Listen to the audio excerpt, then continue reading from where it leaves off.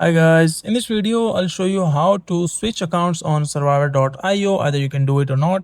So first of all, as you can see, like I'm opening my app and I'm already logged in with my account.